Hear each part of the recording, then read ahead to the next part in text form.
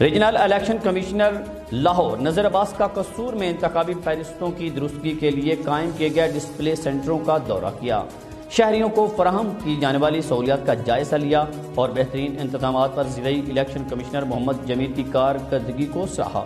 قصور سے ماہر امین کی رپورٹ۔ Regional election commissioner Nazir Abbas نے ڈسٹرکٹ قصور میں قائم کیے جانے والے ڈسپلے سینٹروں کا دورہ کیا، شہریوں کو دی جانے والی سہولیات کا جائزہ لیا۔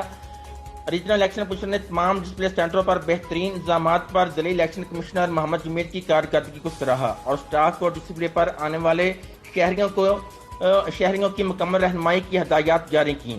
تمام ڈسپلے سینٹر ہفتہ اتوار کو بھی کام اپنا جاری رکھیں۔ شہریوں سے اپیل کی جاتی ہے کہ اپنا اور اپنی فیملی کا ووٹ ضرور کیا کریں۔ ووٹ کی درستگی یا تبدیلی کے لیے 19 جون آخری تاریخ ہے۔ ووٹ کے ذریعے معاشرے میں اہم تبدیلیاں لا سکتے ہیں۔ شفاف اور جامع ووٹر لسٹ کی تیاری الیکشن کمیشن کا بنیادی فریضہ ہے۔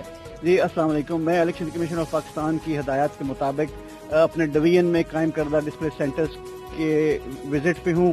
آج یہاں پہ قصور آنے کا مقصد یہی تھا کہ جہاں پہ قائم کردہ ڈسپلے سینٹرز کا معائنہ کیا جا سکے، جائزہ لیا جا سکے اور دیکھا جا سکے کہ اس میں کس حد تک عوام جو ہے وہ حصہ لے رہے ہیں۔